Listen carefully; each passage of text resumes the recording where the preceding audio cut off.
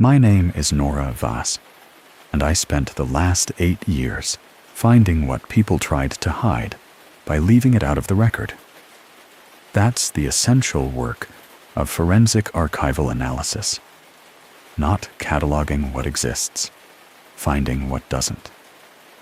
Reading the gaps in a document set the way other people read the sentences themselves. An index that skips from page 43 to page 47. A ledger where the entry for March 19th is missing, but the page still sits in the binding. A personnel file where one employee's record ends mid-year without transfer notation or termination code. The absence itself becomes the evidence. I was trained to notice what wasn't there. I was trained to reconstruct intent from silence, to understand that when an institution goes to the trouble of removing something from a record, it's because the something mattered more than the document did. Institutional logic says, preserve everything. Institutional behavior says, destroy the parts that contradict the story you want to keep. I never thought that skill would frighten me. For nearly a decade, I worked for the State Historical Commission. I authenticated documents, verified chain of custody, identified forgeries by the pressure of a pen on paper, the way ink sat in the fiber. I read wills and land deeds and century-old correspondence.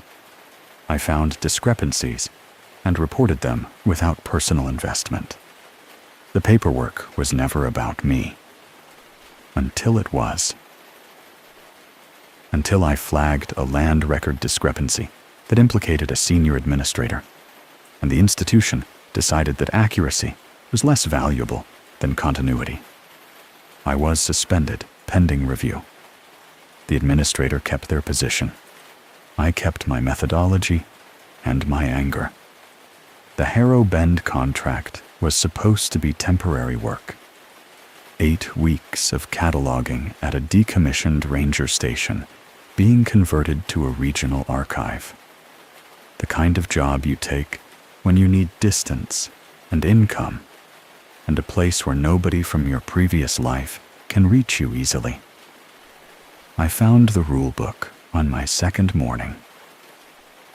I found the torn page 20 minutes after that, and when I reviewed the photograph I had taken of it, I found something in the image that was not there when I took the picture. The rulebook was in the top drawer of the document room desk. Handwritten, original, spiral bound. The cover labeled in blocky script, Harrow Bend Station, Standing Operational Protocols. The binding was intact. The spiral was tight. The pages inside were yellowed to the color of old teeth and filled with the careful handwriting of someone who had understood that official rules required weight. I opened it and read through it methodically, the way I read every document, once quickly for structure, once slowly for language. Rules 1 through 4 were present. Rule 6 followed immediately after. Between them, the spiral binding held a ragged edge where a full page had been removed. Cleanly, deliberately, not torn out in anger or urgency. Extracted the way you would remove a single card from a deck and keep the rest in order. Someone had taken Rule 5 out carefully, methodically, with knowledge that the gap itself would remain as evidence of the removal. I sat at the desk with my hands flat on the surface, reading the absence. Then I photographed it. 7 photographs, different angles, oblique light, direct light, binding open, binding closed. Habits from the state job. Always document the absence before you analyze it. Always photograph the evidence before you touch anything else. That evening, I loaded the photographs onto my laptop to review them. The first 6 showed exactly what I had seen in the room. The 7th was different. In the 7th photograph, taken with the rulebook fully open, under direct overhead light, the book appeared to be open wider than I had positioned it. The pages had shifted, and in the lower right corner of the image, visible against the desk surface, were 2 fingers resting on the space where Rule 5 used to be. Not my fingers. My hands had been holding the camera. I enlarged the image until the pixels lost resolution. The fingers were clearly defined against the desk surface. Pale. Still. Positioned as if someone were pressing lightly on the missing page, holding it flat, as if the page were still there. I looked at the desk in front of me. Empty. The rulebook closed where I had set it after photographing. I went back through all 7 images. The fingers appeared only in the 7th photograph, only in the one taken closest to the torn edge, only where Rule 5 used to be. I called Gerald at the commission at 7:30 the following morning. He answered immediately. Not on the second ring. Not after a brief pause. Immediately, as if he had been holding the phone. "The rulebook is a legacy document," he said, before I told him why I was calling. His voice had the managed quality of someone who had rehearsed multiple versions of this conversation and selected the most neutral one. Not operationally binding for contract archivists. "There's a page torn out," I said. 3 seconds of silence. "Some documents arrived incomplete," he said. "Your job is to catalog what exists, not reconstruct what doesn't." "I took photographs of the gap," I said. "In the 7th photograph, there are fingers on the desk where the missing page should be. That's not a document issue. That's something else." The silence lasted longer this time. 5 seconds. The kind of silence that means someone is deciding not between what to say, but between how much of the truth is survivable. "Send me the photograph," he said finally. I sent it. His response came in 40 seconds. Not enough time to examine anything carefully. Not enough time to consult anyone. 40 seconds of something that looked like reaction rather than analysis. "Image artifact," he wrote. "Old lens distortion combined with desk grain. Your photos are fine. Your job is fine. Start cataloging." I wrote back, "Lens distortion doesn't have fingernails." He did not respond. That afternoon, I set the rulebook back in the desk drawer, wrote the exchange in my personal journal, and started reading the remaining rules with the specific attention of someone who now understood the institution was watching its own archive being studied, and had chosen a lie over a silence. The lie was worse than the silence. The lie meant they knew exactly what I had photographed, and they needed me not to trust my own evidence. The drive to Harrow Bend took 6 hours from the state capitol, most of it on roads that narrowed as elevation increased. I passed through Monongahela National Forest in late afternoon and found the turnoff a weathered Forest Service sign, half buried in rhododendron in the final hour of usable daylight. The fire road in was gravel, 2 lanes, passable in dry weather. I crossed a wooden bridge over a creek running high from recent rain, continued into the kind of elevation where cell signal becomes intermittent, and pulled into the clearing. I saw the station before I saw the man standing beside the road. He was on the driver's side, 50 feet back from where I had turned off the county road, standing still.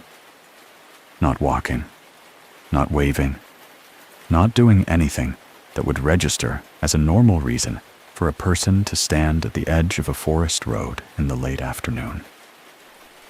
I glanced at him in my mirror as I drove past.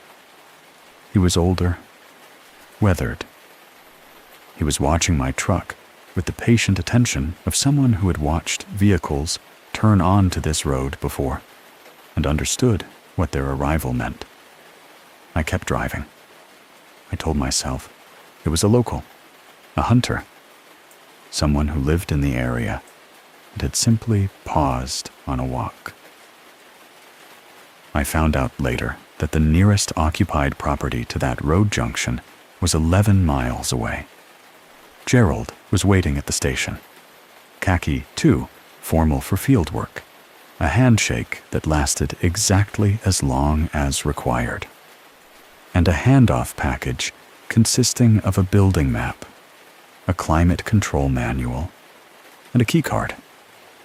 He showed me the main building, pointed toward the overnight quarters, mentioned that the basement was accessible, but not a priority. He left within 10 minutes. I watched his car disappear down the fire road. Behind me, the station was quiet. The clearing around it was too precise. Grass cut short, brush line sharp, trees pushed back to a uniform distance that suggested deliberate maintenance. Not the casual maintenance of upkeep, the deliberate maintenance of visibility. Something about the clearing wanted to see everything that approached. I turned back to the station and went inside. The station's interior was smaller than the exterior suggested and organized with the efficiency of a space designed for long-term solo occupation. Document room to the right as you entered, no exterior windows, fluorescent overhead lighting, one ventilation duct running along the northeast ceiling, shelves of archive boxes lining 3 walls, radio room across the hall, equipment outdated and mostly disconnected, kitchen area adjacent to the front desk, overnight quarters through a side door, 2 narrow bunks, 1 stripped to the mattress, one made with institutional precision in green wool that smelled like cedar and disuse. And at the end of the north corridor, past the kitchen, a basement door, institutional green paint, steel frame, a deadbolt lock mounted on the exterior with no corresponding lock on the interior side. The lock was designed to keep something from getting out, not to keep people from getting in. I stood in front of it for a full minute, reading the architecture of it, the weight of the door, the thickness of the frame, the way the hinges were reinforced beyond what standard interior doors require. Beside the door, mounted at eye level, was a humidity gauge reading 43% and a temperature gauge reading 68 degrees, 3 degrees colder than the hallway floor where I was standing. The basement was producing cold. I noted both readings in my personal journal and went back to the document room to examine the archive boxes. They were organized by number, the sequences printed on the spines in careful hand lettering. I noticed immediately that certain sequences had deliberate gaps. The 700 series showed boxes running from 700 to 745, then nothing until 920. The middle of the sequence was missing. Absent boxes in an archive designed for completeness. I was still reading the gap when, at precisely 11:40 p.m., the ventilation duct produced a sound I could not immediately classify. Low, rhythmic, sustained for approximately 40 seconds, and then gone. I stood under the duct and listened to the silence it left behind. Outside the document room window, the single high interior window that looked only toward the lit hallway, I saw a reflection. In the hallway glass, behind my own reflection, a figure was standing at the end of the corridor, near the basement door. I turned around. The corridor was empty. The basement door was closed. I stood there for 3 full seconds, listening to the buildings settle, telling myself the reflection was the kind of visual error that empty buildings produce when you are tired and in an unfamiliar space. Then I went to the overnight quarters and locked the door from the inside. I did not sleep. Not properly. Not continuously. I lay in the lower bunk, listening to the building's sounds, with the specific attention of someone who has decided that every noise has a source, and that the source can be identified if you listen carefully enough. The refrigerator cycled. The radiators ticked. Wind moved through the eaves in irregular patterns that changed when the creak noise rose. I cataloged these sounds and found them acceptable. At 2:17 a.m., gravel shifted outside the north wall. Not wind, not settling. The specific compressed sound of weight on packed gravel. Deliberate steps. 1, 2, 3, then a pause. Then nothing. I lay still, counting my own breathing, waiting for the sound to continue, or to repeat, or to resolve into something ordinary. It did not repeat. At 3:44 a.m., I finally fell into the specific half-sleep of an occupied mind, present enough to hear, but absent enough to rest. At 6 a.m., I got up and made coffee, and went directly to the document room. The archive boxes were exactly as I had left them, except one, Box 7-0034, from the 700 series, the series with the deliberate gaps in its numbered sequence, had been pulled 6 inches forward from its shelf position. Not enough to suggest it had fallen. Exactly enough to suggest it had been touched. Pulled forward by someone who wanted to indicate that it had been touched. An acknowledgement that something new I had noticed the gaps. I pushed the box back into position and did not open it. I sat at the desk and read through all 7 rules again, this time with the specific attention of someone who now understood that the institution administering this building was already lying about photographs, and that the building itself was already communicating. Rule 5 was still missing. But now, sitting in the early morning light of the document room, the absence of it felt less like an administrative gap, and more like a specific, deliberate decision made by someone who had understood that the next person to read this rule book would be desperate enough to find it. Someone had made me desperate by design. The only question was whether desperation was what the building needed from me or what it was feeding on.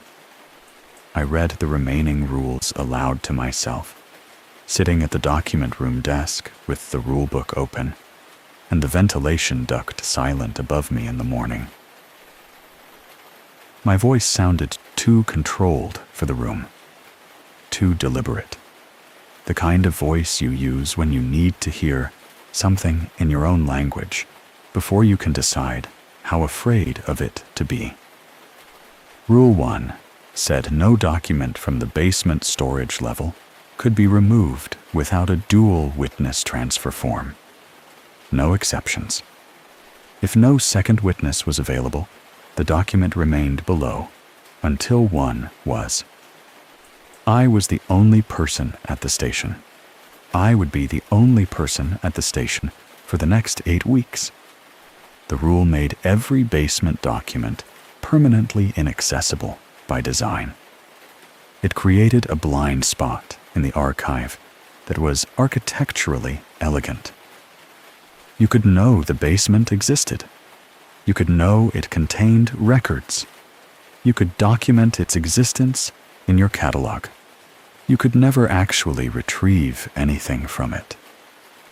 The rule was not designed for an archivist working alone. It was designed specifically to prevent an archivist working alone from fully completing the work. Rule 2 concerned the ventilation duct. If it produced sound between 10 p.m. and 2 a.m., I was to log the time, duration, and any distinguishable pattern. I was not to attempt to identify the source. I was not to play the log back in the document room itself. The second prohibition was the one that stayed with me. An archivist analyzes evidence in its original context. That is foundational methodology. Playing a recording back in the room where it was recorded is how you establish environmental factors that affect interpretation.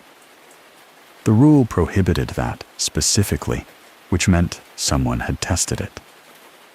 Someone had played a log back in the document room and understood that doing so changed something in the room's relationship to what was being recorded. The playback was not just analysis. The playback was a response, and responding changed things. Rule 3 required that the 700 series archive boxes be cataloged last, regardless of condition, priority, or historical significance. Rule 4 said that if any visitor requested records dated before 1971, I should decline without explanation. That rule asked me to become an obstacle between a researcher and historical truth. I had been suspended from my previous job for refusing to do exactly this, for insisting that accuracy mattered more than institutional comfort. And now, the same institution that had suspended me for that refusal had hired me for a job that required the same refusal. I sat with that contradiction for a long time. Then I turned the page and faced the gap where Rule 5 should have been. I examined the torn page the way I would examine a damaged historical document. The tear was clean at the outer edge, removed with deliberation, not force. The spiral held the remaining punch holes cleanly, showing the page had been extracted without disturbing the binding structure. The paper on either side was unmarked except for natural aging. No impression, no ghost text on the page below from the pressure of writing on the page above. Whoever wrote Rule 5 had used a hard surface between the page and the desk, or had deliberately ensured no impression would transfer. They had not simply written a rule and then torn it out later. They had planned for the eventual removal at the time of writing. That meant Rule 5 had been written knowing it would be removed, which meant Rule 5 had been written for the record, not for the reader. Someone had needed proof that Rule 5 had once existed, but they had not needed the next reader to know what Rule 5 said. I photographed the gap in every available light condition and sent the images to Gerald. His response called it lens distortion. His response arrived in 40 seconds. I called him back that afternoon. I want to understand the operational context for these rules, I said, specifically the sequencing prohibition in Rule 3 and the access restriction in Rule 4. Those are legacy guidelines, Gerald said. Legacy guidelines from when? From the original posting period. Which year? Pause.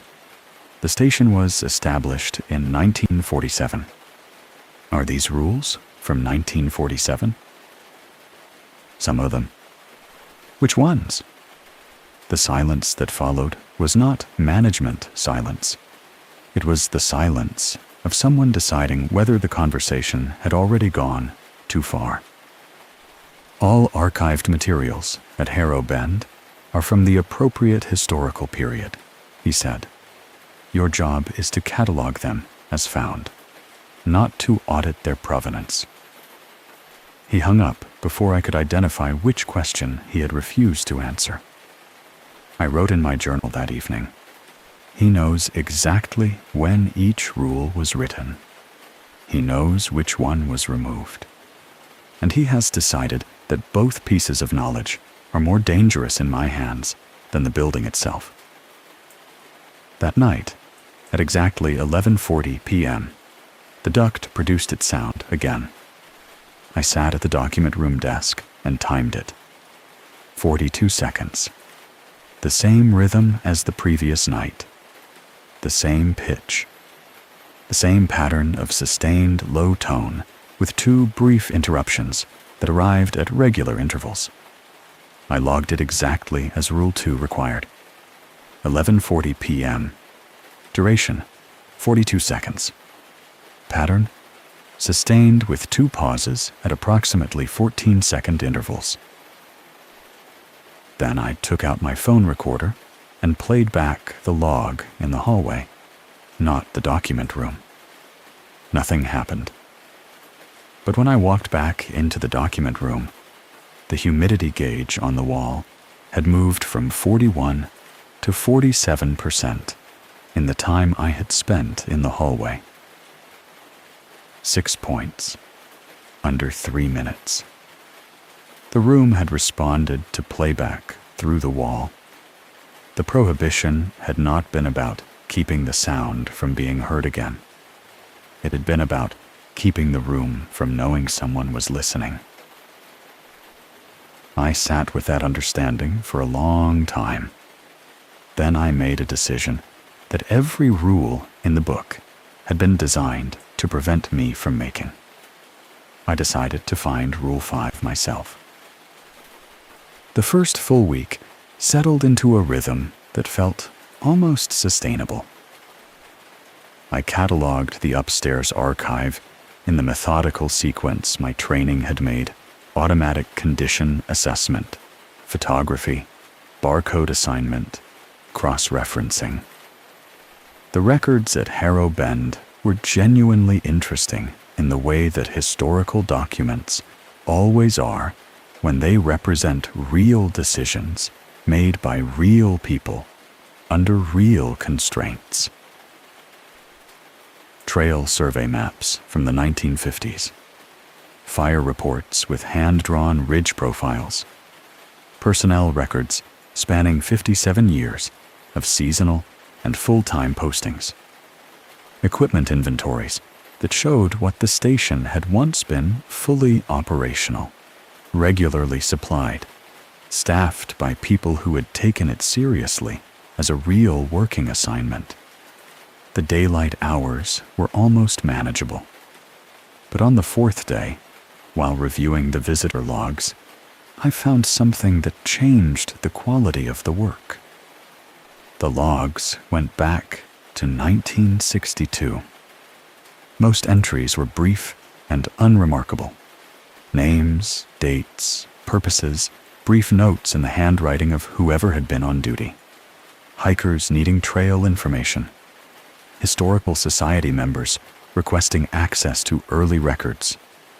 Maintenance contractors signing in. One name appeared 3 times. Warren Crail. The first entry was from 1968. Visiting researcher. Request for pre-1971 records. No forwarding information left. I looked at the date and reached for the incident logs automatically. On day 6, I found the footprints. I had gone to the equipment barn to retrieve an additional humidity gauge for the basement corridor, the gauge beside the basement door had been reading inconsistently, and I needed a baseline comparison. The path to the barn ran along the north side of the station, past the loading dock, past the creek embankment. In the gravel beside the loading dock, someone had stood for a long time. The footprints were deep and clearly defined, not the light impressions of someone walking through, but the settled prints of someone who had been stationary long enough to compress the gravel uniformly under their full weight. The prints faced the station's north wall, specifically the window of the document room. Someone had stood outside the document room window and watched me work. I measured the print depth against my own standing print. The stationary prints were deeper.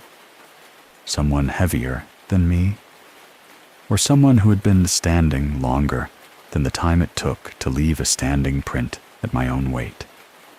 I looked at the prints for a long time. Then I photographed them and went back inside. That afternoon, I cross-referenced the Warren Crail visitor entries against the personnel records and found what I had half expected. His name also appeared in the 1968 incident logs. Hiker, missing 4 days, found at the trailhead with no memory of the interval. I pulled the incident photograph from the file. The man in the photograph was young, 19 according to the record. The photograph was black and white, slightly out of focus in the way amateur photography of the period tended to be. But the face was clear enough. I recognized it. It was the face of the man who had been standing on the county road the day I arrived. On day 8, I built the spreadsheet. Every personnel file showed the same structure: assignment dates, scheduled completion, actual departure, and every single ranger across 57 years had left before their scheduled end date, between 3 days and 3 weeks early. Never more, never less. The variation was precise enough to seem designed. I cross-referenced departure dates against the duty logs and found the correlation within 20 minutes. Every early departure occurred within 72 hours of one specific duty log entry: basement level inspection complete. 11 departures, 11 basement completions. The correlation was absolute. I looked at how much of the basement inventory remained on my assignment list. Significant. I was not close to completing the basement. That meant I had time. That was the first reassuring thought I had managed in 8 days, and it lasted until 11:47 that night, when the duct sound changed. Not in rhythm, in source. The sound had always seemed to originate in the duct itself, a mechanical production from inside the ventilation system. But that night, for the first time, it seemed to originate below the duct, from the building structure itself, as if the sound were traveling upward through the walls rather than along the metal ductwork, as if it were coming from the basement. I logged the time, the duration, and a note. Source location unclear. Possible vertical transmission through structure. And I did not play the log back anywhere near the document room. On day 10, I found a cross-reference in the upstairs index that required me to access the basement. The reference pointed to the original district supervisor's incident summary from 1968, the year with the highest documented disappearance rate in the station's history. The summary existed only in the basement storage level, according to the index notation. Rule 1. no document removed without dual witness transfer forms. I was alone. I would always be alone. The rule made the document permanently inaccessible through official channels. But the rule said, removed, not accessed. I went down. The basement stairs were narrow, and the air changed within 4 steps. Cooler, denser. The smell of old paper mixed with something underneath that I could only describe as mineral, the smell of deep ground, of earth that had not been disturbed recently. The basement lighting was a single fluorescent panel above the stairwell that buzzed once when I pulled its cord, and then settled into flat, adequate illumination. The boxes down here were organized with the same careful numbering as upstairs, but in a different hand, older, more formal. The handwriting of someone who had worked in government documentation before computers changed what careful meant. I found the 1968 incident summary in the 3rd box I checked. I positioned my document lamp, centered the pages, and began photographing rather than removing. My hands were steady. My breathing was steady. The professional attention that had carried me through 10 days of strangeness held firm enough for me to complete the photography and step back. Then I checked the images. In the 3rd photograph, in the far corner of the frame, behind where I had been standing to take the image, something was pressed against the basement shelving. Not a person standing. Not an upright presence. Something lower. Something that had been crouching. The shape was dark against the already dark shelving, visible only because the document lamp's light had reached far enough to catch an edge, the specific edge of something that had a defined boundary, that occupied space in a way that required it to have physical mass. I had been standing 6 feet from that corner. I had not heard anything. I had not felt any change in air or temperature, or the specific atmospheric pressure shift that another body in a small space creates. But in the photograph, the corner was occupied. I went through every basement photograph I had taken over 10 minutes of work. The shape appeared in 4 of them, always in the far corner, always in the same crouching position, always visible only in the digital image, and never in the physical space where I stood when I took it.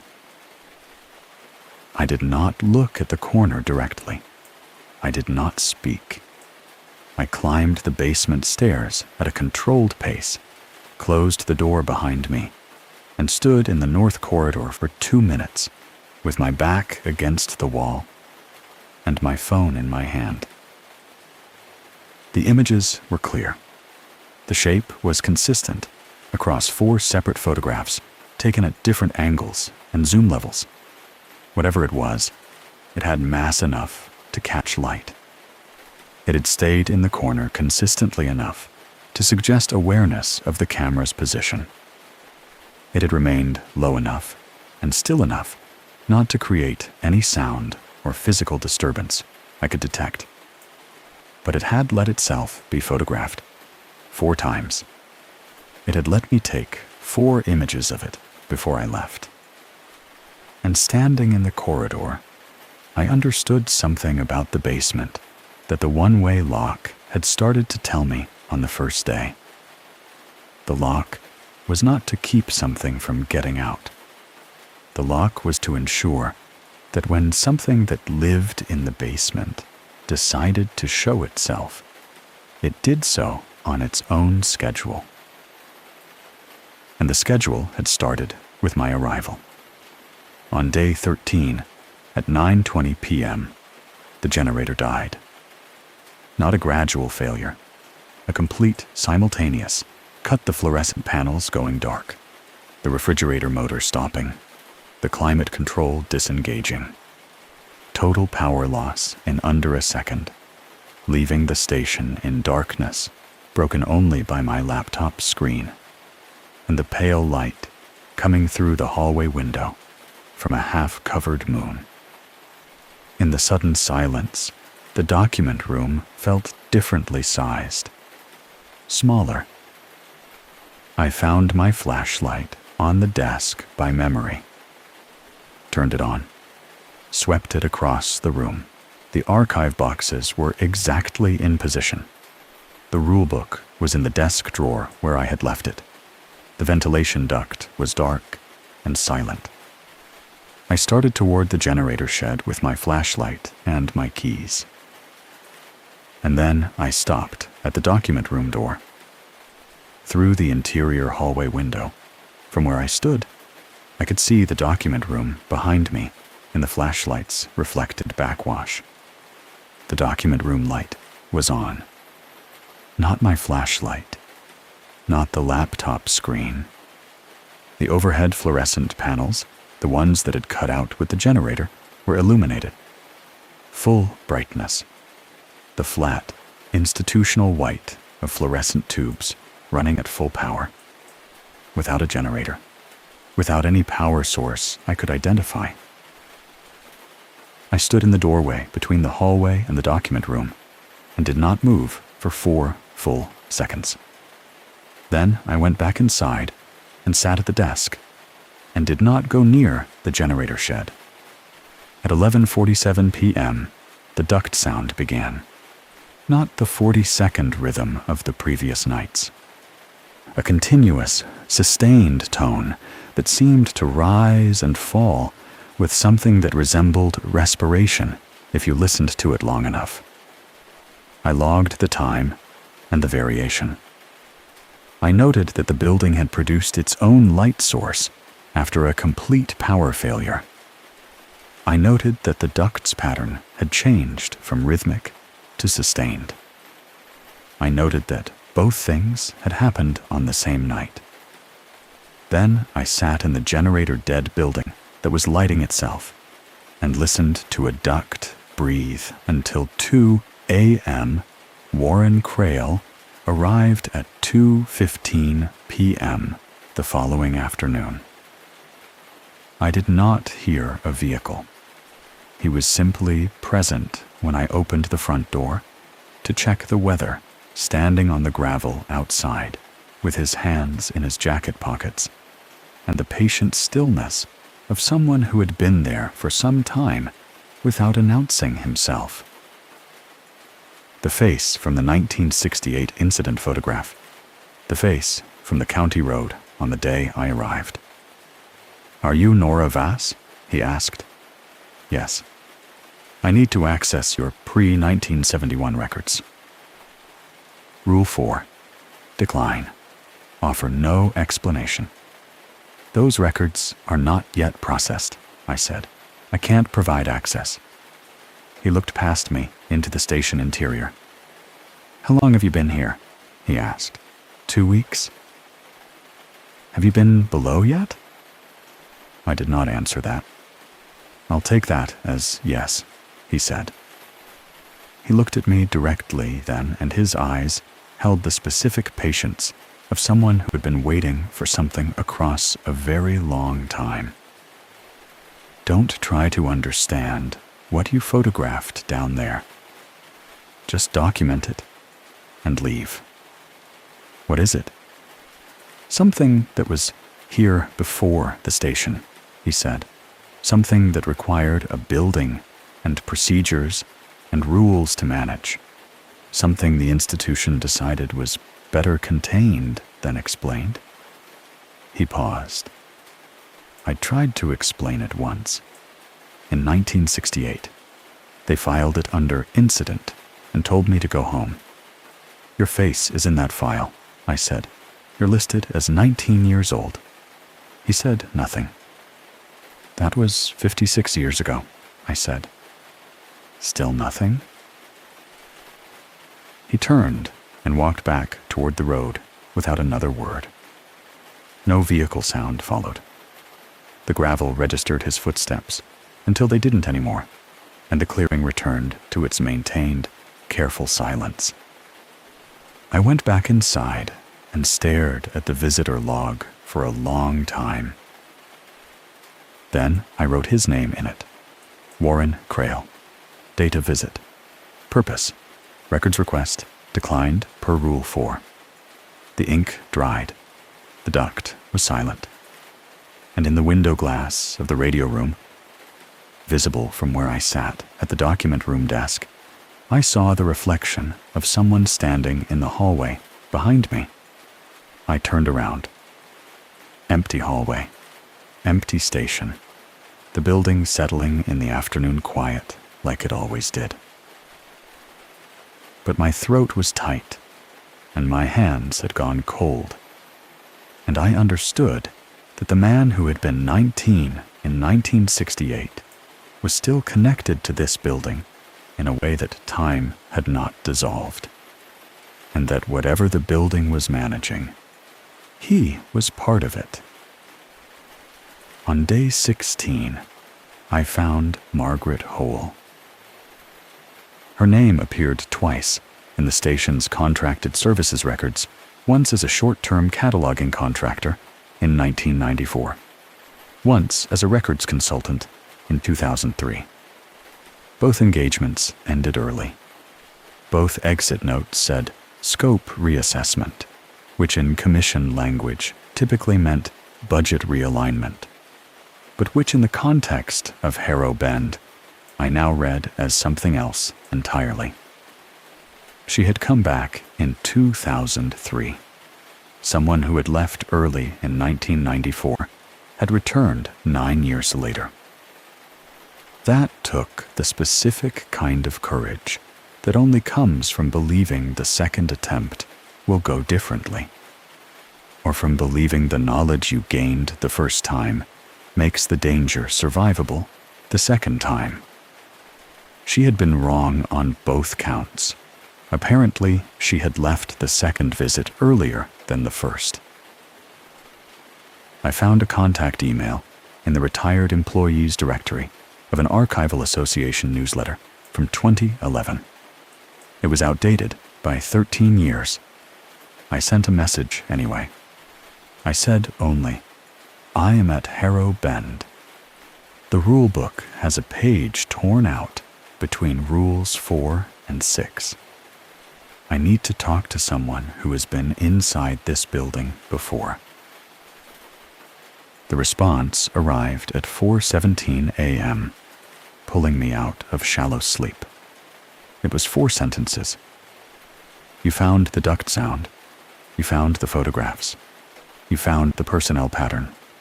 Which series have you opened? I called her at 6 a.m. She answered on the second ring. You opened the 7 series, she said, before I gave her the answer. 1 box?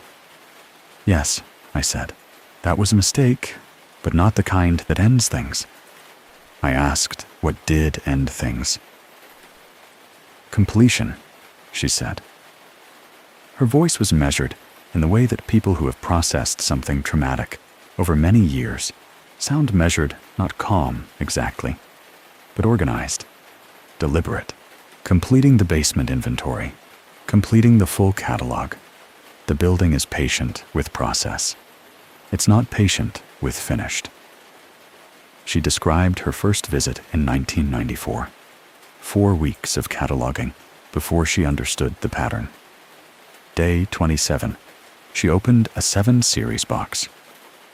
What was in it? I asked.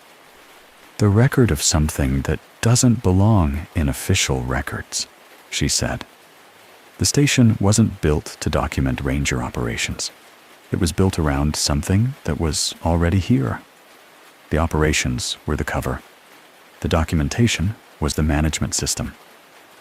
Management of what? A pause. Short, but real. I think you already know, she said. You've been in the basement. You've seen the photographs. You know there's something down there that has been there longer than the building. She told me about the oblique light technique for reading impressions on the page below the torn rule. She told me that the fragments she had recovered pointed toward completion as a trigger that the building's behavior changed when the archive was fully cataloged. She told me the 7 series boxes contained something filed under a name I would recognize when I found it. One more thing, she said. If you find Rule 5, the complete text, don't read it inside the station. Why? Because reading it inside the station is how the building knows you understand. And understanding inside the building changes what it does next. She disconnected. I did not follow Margaret Hole's advice about reading Rule 5 outside the building.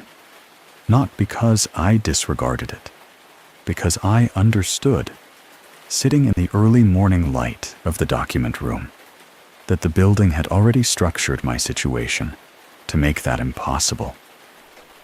The truck died when I tried to leave on day 11, a complete electrical failure 0.7 miles down the fire road that resolved itself by morning. The cell signal inside the station was consistent only at one window position in the document room, and that position faced the interior shelving, not the exterior. The building had arranged for me to find Rule 5 inside itself. Hoel's advice was accurate, and the building had already accounted for the advice being given and received, and still not actionable. I spent the afternoon with the oblique light source and the page below the tear. The impression ghost text was partial but readable. Fragments separated by illegible words. Do not remain. After catalog. Complete. Leave the same. Do not sleep. Building will. Attention. Process. Wait. Enough to understand the shape of the rule without its full text. Completion as trigger. Disorder as protection. Process as the reason for patience. The building was patient because I was still working. And the moment I finished, the patience would end. I photographed the impression fragments and continued cataloging. Careful now to work slowly, to sequence carefully, to find reasons to extend the process without appearing to stall. The building, I suspected, would know the difference. On day 18, while doing a standard cross-reference check on the transfer logs, I went back to the basement. The shape in the corner was not visible in the basement when I arrived. This time, I kept my back to that corner for the duration of my time below, photographing forward only, keeping my document lamp pointed toward the work and away from the perimeter. The 1987 carbon copy was in the transfer log section exactly where the cross-reference had indicated. Dale Pruitt's handwriting, his notation. The text was direct. Recommend removal of rule from posted copy to prevent early voluntary departure before cataloging is complete. Institutional continuity requires sustained worker presence through full archive completion. Recommend page removal and retention of rulebook integrity by deletion rather than amendment. Someone had removed Rule 5 not to protect the workers. They had removed it because Rule 5 was making workers leave early. The rule's existence, the knowledge of what the rule said, was causing the behavior the rule was designed to prevent. So they deleted the knowledge and kept the danger. They needed the archive completed, and they were willing to remove the only warning in the rulebook to ensure that completion. I photographed the carbon copy and climbed the stairs. At the top, I turned the exterior lock on the basement door. Before I thought about what I was doing, the automatic response of someone who had lived in this building long enough for its architectural logic to become instinct. I locked the basement door from the outside. Then I stood in the corridor, looking at my own hand on the lock, and understood that the building had taught me, through 17 days of occupancy, to participate in its own management system. I had locked the door without being asked. I pulled every exit note from every early departure personnel file and read them in sequence on day 19. 12 notes, 7 formulaic, 5 with something extra, a sentence or partial sentence that the writer had not managed to remove before submitting the documentation. The unedited editions were the most honest things in the entire archive. I heard it respond when I played the log back. The photographs showed something I was not standing near. The boxes were not in the order I left them. Something in the document room knows I am almost done. And in the final ranger's handwriting from 2019, I read what was in those boxes, and I need to be somewhere with more people. That last one I had read before in the personnel pattern work. Reading it again, in context, with 17 days of Harrow Bend behind me, it landed differently. Not as evidence, as testimony. Someone had tried to write down what they experienced and had produced the most honest sentence they could manage. I need to be somewhere with more people. Not I saw something impossible. Not I cannot explain what happened.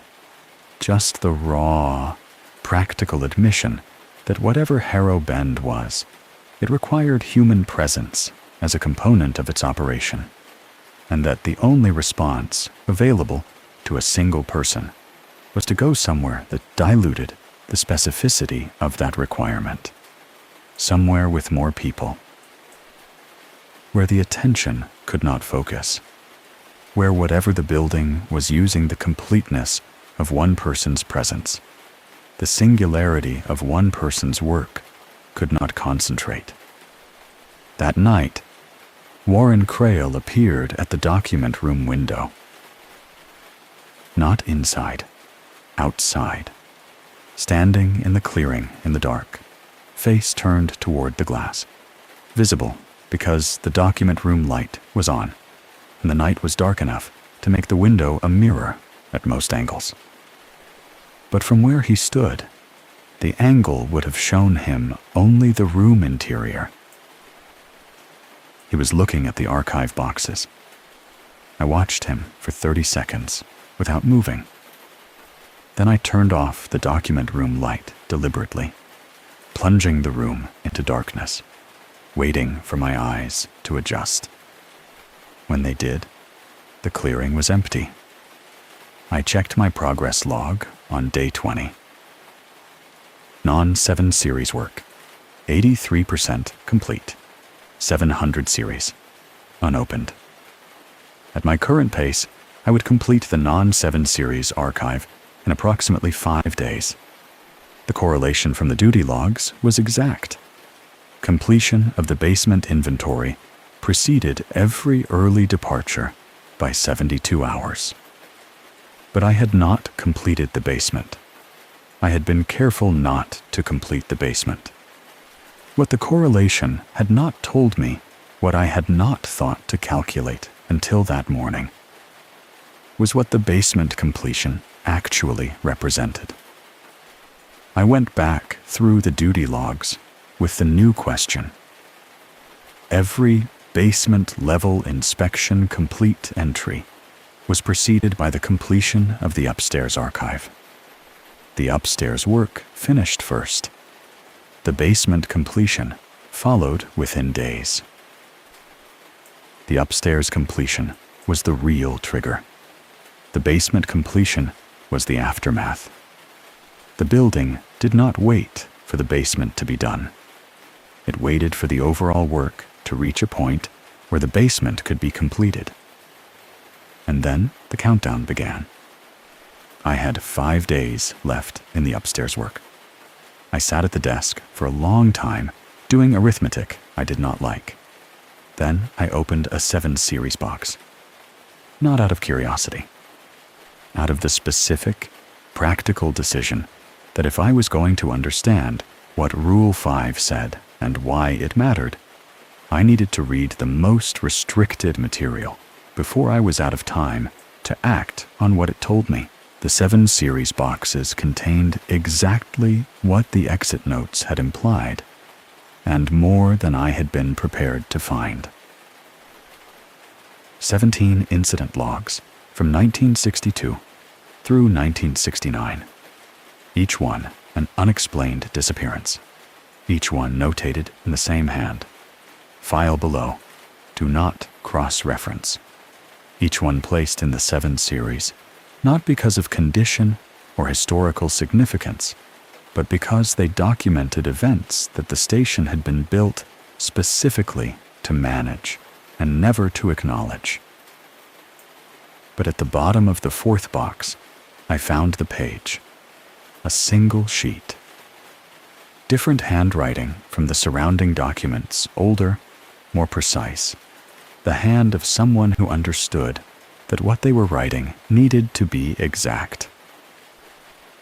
The header, Rule 5. I read the first line. Then the building's temperature dropped 6 degrees in 8 minutes. Not gradually, in a progression that was fast enough to feel mechanical, as if a climate system had been activated. 58 degrees, then 55, then 52 in under 10 minutes. Rule 6. Close all interior doors. Do not move between rooms until temperature stabilizes. I closed the document room door. I put the Rule 5 page face down on the desk. I went to the hallway and closed the radio room door. I stood in the dark corridor and did not move. Through the document room door, I heard the archive boxes shift. Not collapse, not fall. Shift. The deliberate, organized sound of something being sorted, boxes removed from shelves, repositioned, replaced. It lasted 4 minutes. It was not random. It had the rhythm of purposeful organization. When the temperature stabilized at 48 degrees, and I opened the document room door, the boxes had been rearranged. Pre-1971 on the left, post-1971 on the right. Perfect chronological division. Every box in its correct position within those 2 groupings. Not a barcode out of sequence. The building had done better archival organization in 4 minutes than I had done in 3 weeks. I stood in the document room doorway and looked at the 2 groupings for a long time. Then I picked up my phone and called Margaret Howell. She answered on the first ring. The boxes have been sorted, I said. By date? She said. Not a question. Pre- and post-1971. How close are you to finishing the non-7 series work? 5 days. Maybe 4. She was quiet for 3 seconds. Leave, she said. Don't finish. Submit what you have. Leave an incomplete catalog. Gerald said the truck might not. I know what Gerald said. Her voice shifted. Flatter. More direct. The building has sorted the boxes before. It sorted them during my first visit, on day 23. I left that night. That's why I only lasted 4 weeks, because the boxes sorted on day 23, and I understood what it meant. What does it mean? It means the building knows you're close, she said. It's preparing. It's organizing the archive the way it wants the archive to be before the work is complete. It's anticipating completion. And when I complete the work? The Rule 5 page you found, she said quietly. Read the last line. I picked up the page from the desk. The last line read, "What has been patient with process will no longer have a reason to wait." I had 4 days left. Warren Crail was standing inside the station when I returned from the equipment barn the following morning. Not at the entrance, not in the hallway, in the document room, standing in front of the reorganized boxes, his hands in his jacket pockets, looking at the two groupings with an expression that was not surprise. "How did you get in?" I asked. "The door was unlocked," he said. "I had locked the door when I left." "You found Rule 5, he said. "I found a page labeled Rule 5. I haven't finished reading it." He turned to face me. The patience in his expression had changed slightly. It had become less distant and more direct, the way someone who has been waiting for a specific moment looks when that moment has arrived. "Don't finish the catalog," he said. "I know Gerald told you to. I know the commission needs it completed. But the building is not a passive archive. It's a management system. Completing the catalog is how you tell the system its work is done. And when the system believes its work is done, it stops being careful." "Careful about what?" "About me," he said. "About everyone the incidents touched. The 17 disappearances in those files were all connected to this building. The building's attention is what holds the connection in place. That attention is maintained by active process, by disorder, by ongoing work. If the catalog is completed, the attention shifts," he said, "from the archive to the last person who completed it." He walked past me toward the door. "Don't finish," he said over his shoulder. "Leave it incomplete. The commission will hire someone else. The building will start over. The cycle will continue. But you will leave." He stepped outside. "And you?" I called after him. He paused in the doorway without turning around. "I stopped being able to leave in 1968, he said. He walked into the clearing. I watched through the window until he reached the tree line.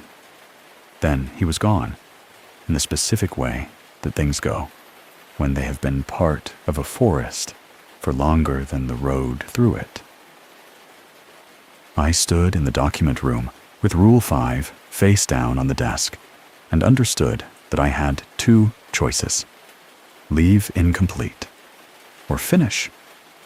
I finished the non-7 series archive at 4:12 a.m. on day 27.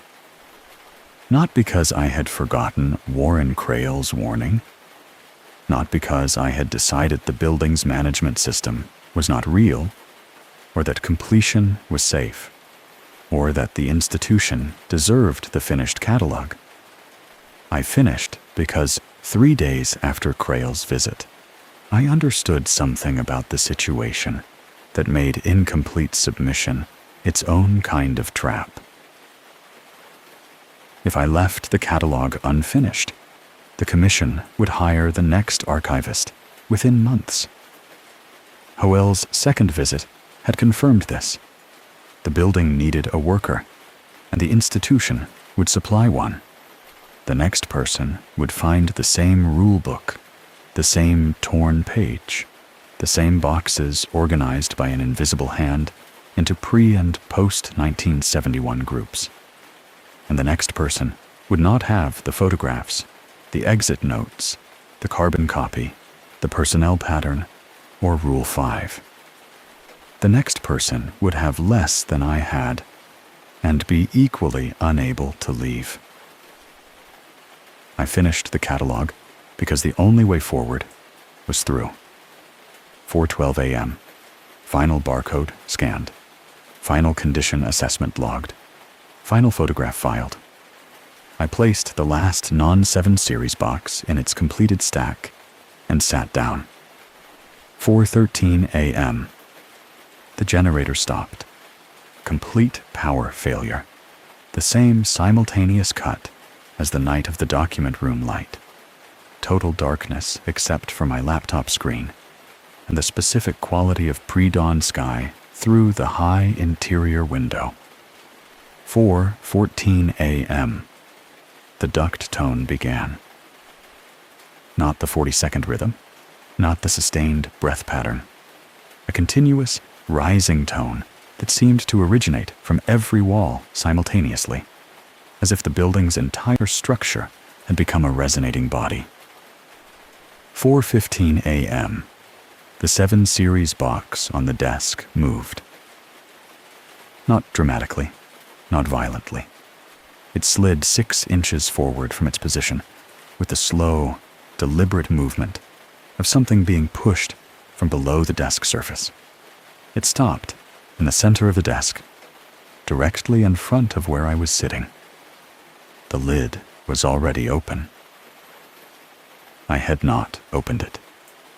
Inside, beneath the incident logs, beneath the 17 disappearance reports, beneath everything I had already cataloged, was a single page I had not photographed. The page labeled Rule 5, the same page I had found before. Except this was a different copy. This one was signed. The signature at the bottom was from the station's original 1947 district supervisor. Below the signature, a date, March 14th, 1947, 2 months before the station officially opened. Rule 5 had been written before the station was operational. It had been written for the station, not by the station. Someone had understood before a single ranger was posted, before a single hiker registered a permit, before a single archive box was filled, that the catalog would eventually be completed, and that the completion would need a rule to manage what came after. And then they had removed that rule from every copy they could find. Every copy except this one. I read Rule 5 in full at 4:16 a.m., with the duct tone rising and the generator dead and the building breathing around me. Do not remain in the station after the archive boxes have been fully cataloged. Leave the same day. Do not sleep in the building after completion. The building's attention is held by disorder. When the catalog is complete, the disorder ends. What has been patient with process will no longer have a reason to wait. The completion of the archive is not the completion of the work. It is the beginning of what the work has been delaying. Do not read this rule inside the station. 4:17 a.m. The basement door at the end of the north corridor opened. The exterior lock, the one-way lock, the door with no interior mechanism. It swung inward slowly until it rested against the wall. The stairwell below was completely dark. Rule 6. Close all interior doors.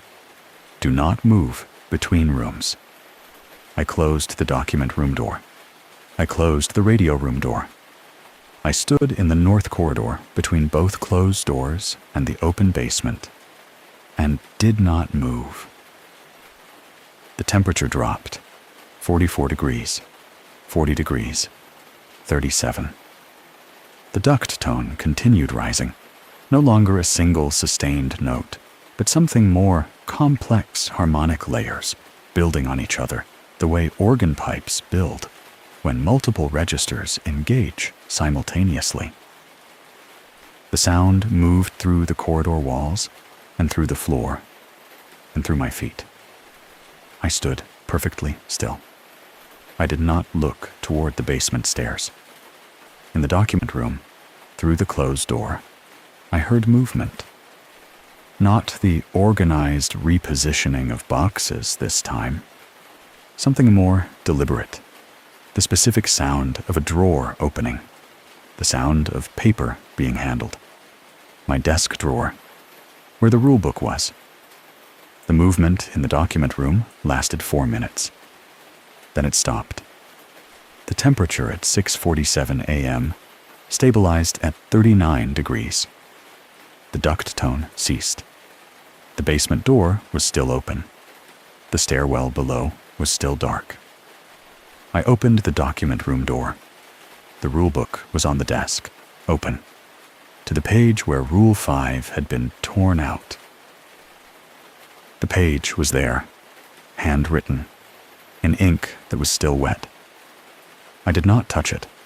I did not read it again. I photographed it with my phone, and I packed everything I could carry from the corridor without entering the document room. Then I walked to my truck and drove away at 7:32 a.m. without looking in the mirror. The truck started on the first attempt. 3 weeks after leaving Harrow Bend, I pulled the original 1946 land acquisition record from state archives. The boundary adjustment that had gotten me suspended, the one that transferred a specific parcel in the Monongahela corridor to federal control, was dated September 1946, marked expedited, processed through a secondary routing that bypassed standard public comment periods. The parcel included the exact coordinates of Harrow Bend Station, which broke ground in January 1947. Someone had needed that land under federal control before the station existed. Someone who understood what was on that land and had decided that federal management with institutional resources, procedural authority, and the capacity to maintain indefinitely without public transparency was the appropriate containment structure. I sent a full summary to Gerald with my final catalog submission. Gerald called 11 minutes after the submission timestamp. "The archive is complete," he said. "Thank you for your thorough work." "Did you read the summary?" I asked. "The archive is complete," he repeated. "We appreciate your service." He disconnected. That night, the ventilation duct in my apartment produced a sound I had never heard in 3 years of living there. Low, rhythmic, 40 seconds, a pause. Then again, Gerald came to my apartment on the Thursday of the following week. I saw his car from the window before he knocked the same khaki and formal tan presentation as Harrow Bend, the same handshake duration, the same eye contact that lasted exactly as long as required, and no longer. "We need the physical rulebook," he said. "It's at the station. It needs to be retrieved. Rule 7 says I don't return after final sign-out." A pause. "The commission is preparing to staff the station again," he said. "The next contractor will need the operational protocols." "The next contractor," I said, "will find the same rulebook, the same torn page, and the same building that sorted its own boxes on day 23. That's not your concern. You hired me because I noticed discrepancies," I said. "I'm telling you the discrepancy. Someone is going to die in that building if you keep staffing it with single contractors who don't know what Rule 5 says." He looked at me for a long moment. "The archive is complete," he said. "That's what matters." He left. In the window reflection, as he walked to his car, I saw the outline of someone standing in my hallway behind me. I turned around. Empty apartment. empty hallway. But on my bedroom door, a yellow sticky note that had not been there before. "Call Margaret Howell." Margaret Howell answered on the first ring. "Your apartment duct," she said. "Yes." "How many times?" "3 nights in a row." "Are you documenting the timing?" "Of course." A short pause. The kind that means someone is deciding how much of what they know you are ready to hear. "The building doesn't stay at the building," she said, "not after a completed catalog. That's what Rule 5 was trying to prevent. Not just the completion, the attachment that follows. Attachment to what? To whoever finished the work," she said. "Think of it this way. The building has been maintaining the same archive for 70 years. The archive is its operation. The operation required workers. The workers were temporary. The building was permanent. When a worker completes the archive and leaves, the building has lost its operational reason for focusing its attention on that location." I understood where she was going. "So it follows the worker," I said. "The attention follows the completion," she corrected. "And the completion is you." My apartment duct produced its sound at 11:40 that night. Exactly 11:40. The same time as every night at Harrow Bend. The same 40-second duration. The same 2 pauses at 14-second intervals. I logged it. I documented the time, duration, and pattern the way Rule 2 had taught me. Then I sat in my apartment kitchen, in a city 6 hours from the Monongahela forest, listening to the silence the sound left behind, and understood that I had completed the archive, and that what had been patient with process no longer had a reason to wait. I left my personal hard drive in the document room at Harrow Bend. 3 years of archival work, irreplaceable professional records. I realized this 40 miles from the station, with the highway entrance in sight. Rule 7. Do not return after final sign-out. I returned. Not only because of the hard drive, I told myself it was only the hard drive. But the truth was simpler and worse. The catalog I had submitted was missing the annotated index I had been building in a separate file on that drive. Without it, the digital submission was incomplete in a way that a subsequent archivist would notice. I could not leave the work incomplete.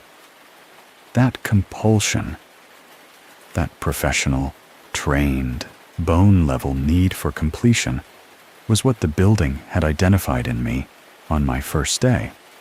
The truck started on the first attempt. I drove the 6 hours without stopping. The station was exactly as I had left it in external appearance.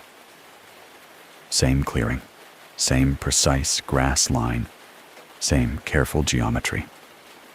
Inside, the document room had been reorganized, not by a human system, not by any organizational method I had been trained in. The boxes were in a sequence that appeared random at first assessment, but revealed, over 10 minutes of analysis, a structure based on subject matter, rather than date or series number. Every document referencing the 17 disappearances was grouped together across decades and series designations. Every personnel file that contained an unedited, honest sentence was grouped separately. Every Rule 2 log, every weather event that had coincided with basement door activity, every humidity spike that had followed playback testing. The building had cataloged its own events. It had organized the archive around its own operational history. It had done better forensic archival work than any single contractor in 57 years. and at the center of the document room desk, surrounded by the reorganized evidence of its own existence, was my personal hard drive, next to the rulebook. Open to the restored Rule 5 page, the ink was dry now, but beside the handwritten Rule 5, in the margin, in the same handwriting, the work is not finished. I stood at the desk for 3 full minutes, reading those 5 words. The work is not finished. Not a threat. Not an accusation. A statement of operational fact from a management system that had been running for 70 years without a completed archive and had, for the first time, reached completion only to discover that completion was not what it had been managing toward. It had been managing toward continuity. The archive was complete. The continuity was broken. The next contractor would arrive and find a complete archive with no work to do, and a building that no longer had a reason to be patient, unless I left the work unfinished. Unless I added something to the catalog that required follow-up. That required a return. That required ongoing process. I picked up my hard drive. I sat down at the desk, and I opened a new document file. I typed for 2 hours. I documented everything. The photographs with the corner shapes, the footprints outside the document room window, the generator failures, the self-lit fluorescent panels, the temperature drops, and the movement through closed doors, the visitor log and Warren Crail's 3 visits across 56 years, the exit notes and their unedited sentences, the carbon copy recommending Rule 5's removal, the impression fragments under oblique light, the boxes sorted by the building's own hand. I formatted it as a supplementary archival record. I marked it, pending, requires independent verification. Follow-up access required. Archive status, open. I saved it to the hard drive and left it on the desk. Then I took the rulebook with me. Last night, the duct sounded again. 5 pulses, a pause, 4 more. A different pattern than any I had documented at the station. I lay in my bed in the dark and counted the pulses and understood that the building was not repeating what I had heard before. It was sending something new, something that required the specific kind of attention it had taught me to apply to exactly this kind of evidence. I got up and opened my laptop.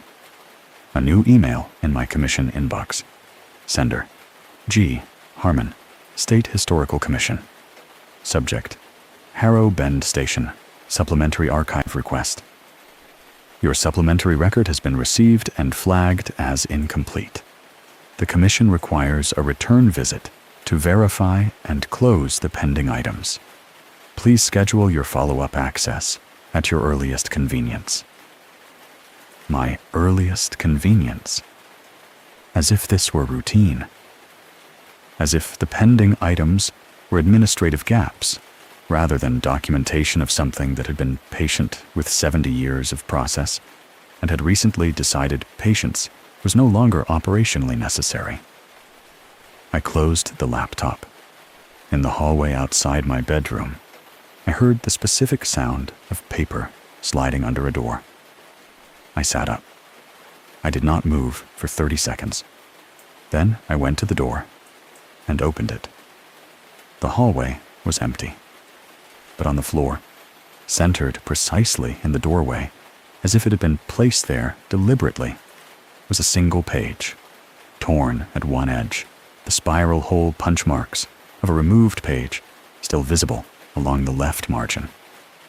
The header at the top read, Rule 6. Below it, in handwriting that was mine, but that I had never produced, text that I had not read before began, When the archive follows you home. The page ended there. The rest was blank. The rest was waiting to be written. And somewhere 6 hours west, in a clearing in the Monongahela forest, a building that had been patient for 70 years was organizing its evidence and preparing for the next archivist to arrive and open the desk drawer and find a rule book with 2 pages torn out instead of 1. And a management system with all the time in the world to wait for someone curious enough not to leave them missing.